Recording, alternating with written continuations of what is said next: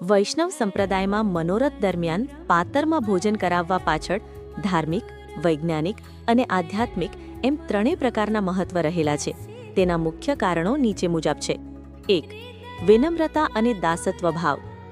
ભગવાનના દરબારમાં કે મનોરથમાં જ્યારે વૈષ્ણવો ભેગા થાય છે ત્યારે સૌ સમાન ગણાય છે. પાતરમાં ભોજન લેવાથી વ્યક્તિમાં અહંકાર ઓછો થાય છે અને વિનમ્રતા વધે છે.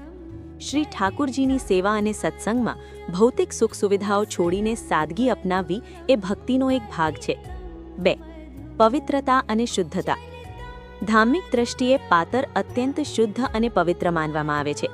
સ્ટીલ કે અન્ય ધાતુના વાસણો એ જૂઠા ગણાય છે અને તેને વારંવાર ધોઈને વાપરવા પડે છે, જ્યારે પાતર એકવાર વપરાયા પછી ફેંકી દેવાય છે, જેથી તેની શુદ્ધતા જળવાઈ રહે છે અને કોઈનું એઠું આવવાનો ભય રહેતો નથી. 3. સાત્વિકતા. પુષ્ટિમાર્ગમાં ભોજનની સાત્વિકતા પર ખૂબ ભાર મૂકવામાં આવે છે.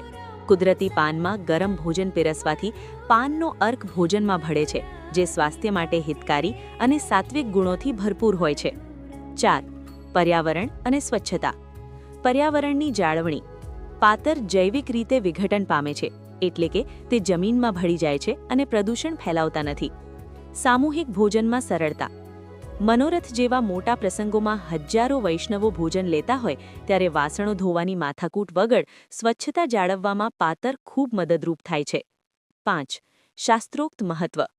આપણા શાસ્ત્રોમાં પલાશ એટલે કે ખાખરાના પાનને બ્રહ્મતેજનું પ્રતીક માનવામાં આવ્યું છે. તેના પર ભોજન કરવાથી આયુષ્ય અને આરોગ્ય વધે છે તેવી માન્યતા છે.